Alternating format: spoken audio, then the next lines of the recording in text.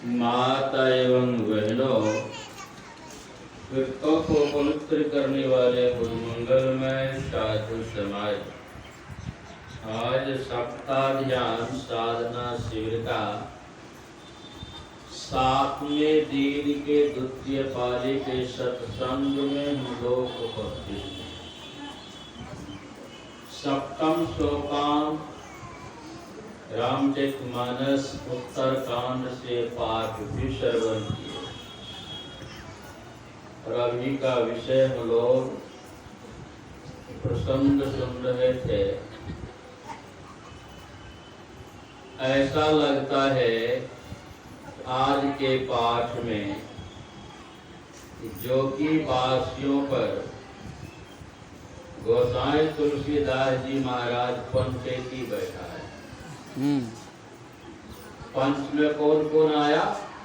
अभी हम लोग पाठक्रम में श्रवण के शिव संकादिक नारद, हे मुनि ब्रह्म विचार विशारद, सब कर मत खग नायक येहा, करिय राम पद पंकज नेहा, श्रुति पुराण सद ग्रंथ कहाहे, रघुपति भगति बिना सुख नाहे, कमठ पीठ जा मही बरु बारा, वंध्या सुत बरु काहुनि मारा, फूलहि नव बरु बहु विधि फूला, जीवन लह सुख हरि प्रतिकूला, वारि मथय घृत होय वरु, सिक्ता ते वरु तेल, बिनु हरि भजनन भव तरिये, यह सिद्धांत अपेल, मस कही करई विरंचि प्रभो,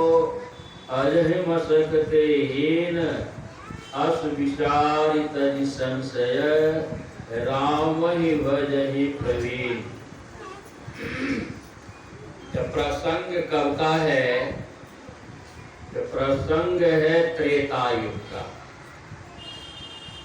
भगवान श्री राम और लक्ष्मण को युद्ध के मैदान में लंका में रावण का ज्येष्ठ पुत्र इंद्रजीत नाग फांस से बांध दिया है। उसी समय नारद बाबा के मन में हुआ यही मौका है गरुड़ को छकाने का। नारद बाबा गरुड़ के पास आते और पूछते हैं, गरुड़ तुम किसकी सेवकाई करते?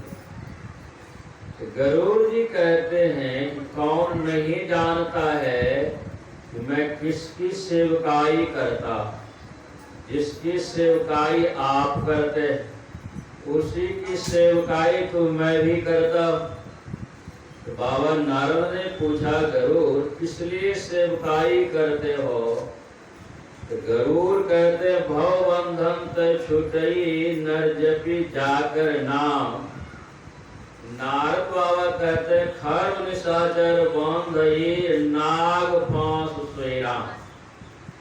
जिस राम के भरोसे तुम बैठे हो तो भवबंधन से छुड़ाएंगे। उस राम को एक साधारण राक्षस नाग फांस से बांध दिया, लंका में छटपटा रहा।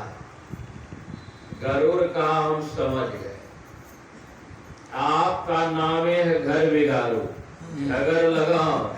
आप आए हैं मेरी श्रद्धा भगवान पर से हटाने। आप कितनों कुछ करेंगे, मेरी श्रद्धा भगवान पर से नहीं हटे।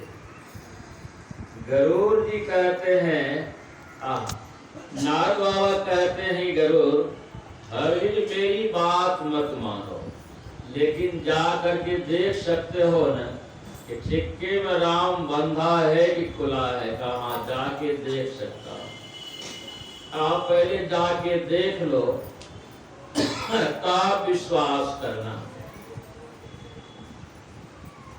गरुड़ अपना हेलीकॉप्टर उड़ा, हाँ हाँ करते पहुंच गए लंका।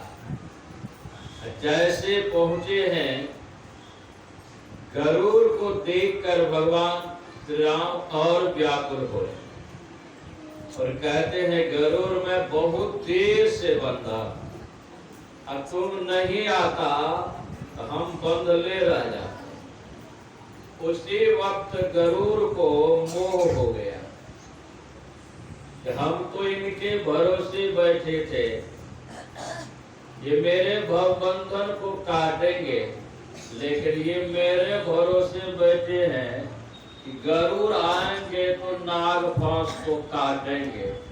इसका माने है कि ये राम नहीं है। अब वहां से गरुड़ प्रस्थान करते हैं। भगवान को होगा आज मेरी माया गरुड़ को व्याप्त। गरुड़ लौट करके आते हैं नारद जी के पास, कहते हे भाग विधाता, अब आप ही बतलावे कि राम कौन है। गरुड़ नारद बाबा समझ गए आज प्रभु की माया इसे व्याप्त हुई है, अब इसको कितनों समझाएंगे, राम के संबंध में समझ में। नारद जी सोचते जब समझ भी नहीं करेगा, इसके पीछे अपना समय बर्बाद करके क्या फायदा है। नारद बाबा कहते हैं, गरुड़ तुम जानते हो कि मुझे श्राप है, 2 घड़ी से अधिक मैं कहीं टिक नहीं सकता। बहुत काल जब सत्संग करोगे तब राम समझ में आएगा, इसलिए तुम यहाँ से चले जाओ ब्रह्मलोक। ब्रह्मा जी के पास अपना प्रश्न रख देना, वे कर्म कर्म से तुझे समझा देंगे। नारद बाबा से विदा लेकर गरुड़ ब्रह्मलोक के लिए प्रस्थान करते हैं। जैसे ब्रह्मलोक पहुंचते हैं, ब्रह्मा जी की दृष्टि पड़ती है गरुड़ पर, तो पूछते हैं कि गरुड़ कैसे आना हुआ है, क्या भगवान भी आए हैं? कहा नहीं। कहा भगवान नहीं आए हैं तो कोई आदेश फरमाए है, कोई सेवा है भगवान का? कहा नहीं। कहा कोई सेवा भी नहीं, कोई आदेश भी नहीं आया, फिर तुम्हारा आना कैसे हुआ है? कहा मैं अपने निजी काम से आया हूं। कहा बताओ वह निजी काम क्या है? तो गरुड़ जी कहते हैं कि मैं राम को समझने के लिए आया हूं कि राम कौन है। सुनकर के ब्रह्मा जी को भारी आश्चर्य हुआ, कैसा अवागा है जो रात दिन राम के साथ रहता है, राम को पीठ पर ढोता है और आज ही राम को समझने के लिए आया है।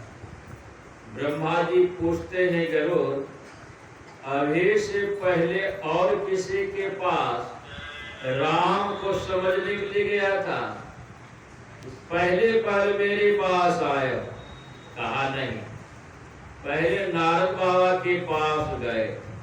उन्होंने क्या कहा? वे आपके पास ही भेज दिया है।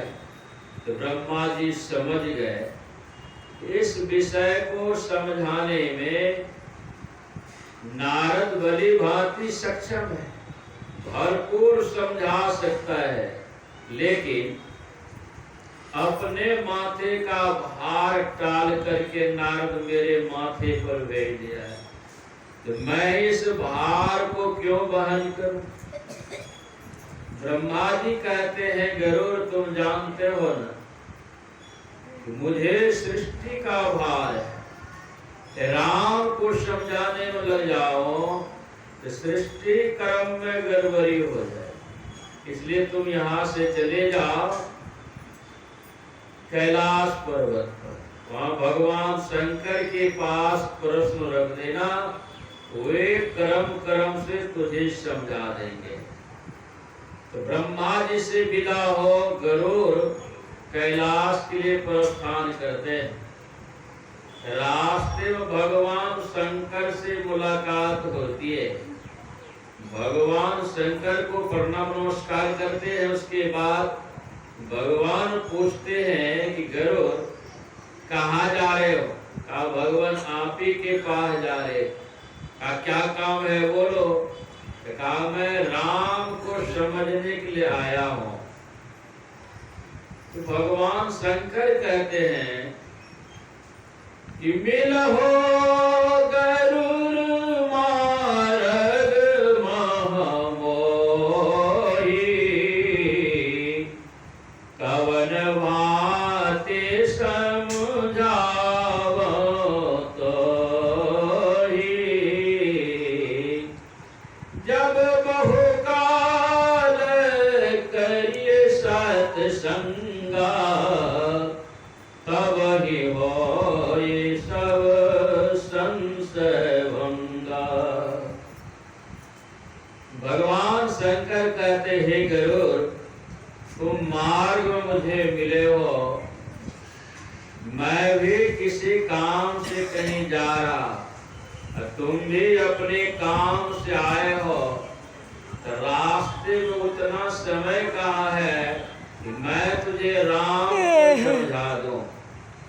तुम ऐसा करो कि यहाँ से चले जाओ नीलगिरी पर्वत, वहाँ कागभूषुंडी जी रहते हैं। कागभूषुंडी जी के पास कोई काम धंधा नहीं, जप करना, ध्यान करना, पूजा करना, यही उनका काम है। तुम अपना प्रश्न रख दोगे, वे कर्म कर्म से तुझे समझा देंगे। तो भगवान शिव के कहने से गरुड़ जी कागभूषुंडी जी के पास पहुंचे। कागभूषुंडी जी के पास प्रश्न रखते गए। कर्म कर्म से कागभूषुंडी जी समझाते गए हैं गरुड़ जी को। समझाते समझाते निष्कर्ष पर आया है। और ऐसा ऐसा उदाहरण दे रहा, और काट सब उदाहरण बिल्कुल कटने लायक नहीं है। अभी हम लोग पाठक्रम में सुने हैं, कमठ पीठ जामहि बरुवारा। कछुए के पीठ पर आज तक, जब से सृष्टि हुई तब से आज तक बाल नहीं जमा है, आगे भी बाल जमने वाला नहीं है। और संभव बात, इसको भी कोई कह दे कि अभी अभी मैं ज्योति चौक से आ रहा, एक मछुआ इतना बड़ा कछुआ छान के लाया नदी से, और उसके पीठ पर एक हाथ का बाल है। लोगों को विश्वास नहीं होगा। तुलसीदास जी महाराज के तो तत्काल मान लो कि हो सकता है कि कछुए के पीठ पर बाल जम गया हो, तत्काल मान लो। लेकिन ये कोई कहने के लिए आ जाए कि बिना परमात्मा के भक्ति किए, भजन किए कोई जीव सुखी हो गया, ये मानने लायक बात नहीं है। कमठ पीठ जामहि बरुवारा, बंध्या सुत बरु काहू ही मारा। सब कोई जानते हैं कि बंध्या कहते किसको। जिस माँ बहन के कोख में कोई सखा संतान उत्पन्न नहीं होता, उसी को बंध्या कहते। यहाँ कहते बंध्या सुत बरु काहू ही मारा, बांझ का बेटा भी किसी को मार डाले। असंभव बात भी संभव हो जाए। लेकिन ये कोई कहने के लिए आ जाए बिना परमात्मा के भक्ति की कोई जीव सुखी हो गया, ये मानने लायक बात नहीं। हरगिज मत मानना। फूला ही नव बरु बहुविधि फूला, जीवन लह सुख हरि प्रतिकूला। आज तक फूल धरती पर ही खिलता है, या छत पर भी कोई गमला में लगाता है तो मिट्टी के संयोग से खिलता है। लेकिन यहाँ बता रहा है कि फूल ही नव, नव मन आकाश, आकाश में रंग बिरंगे फूल खिल जाए। और संभव बात भी संभव हो जाए, हो सकता है आकाश में फूल खिल गया हो। लेकिन ये कोई कहने के लिए आ जाए बिना परमात्मा के भजन के कोई जीव सुखी हो गया, ये मानने लायक। कितना कितना उदाहरण दिया है। वारी मथाय घृत होय बरु, सिकताते बरुते बिनु हरि भजन भवतरिये, यह सिद्धांत अपे। वारी कहते हैं पौनी को। आज तक पौनी के मथने से घी नहीं निकला है। अब बालू के पेरने से तेल नहीं निकला है। ये दोनों असंभव बात भी संभव हो जाए कि बालू के पेरने से भी तीन तेल निकल जाए, वारी मथने से घी निकल जाए, तीन की असंभव बात संभव हो जाए, तत्काल मान लो कि हो सकता है। लेकिन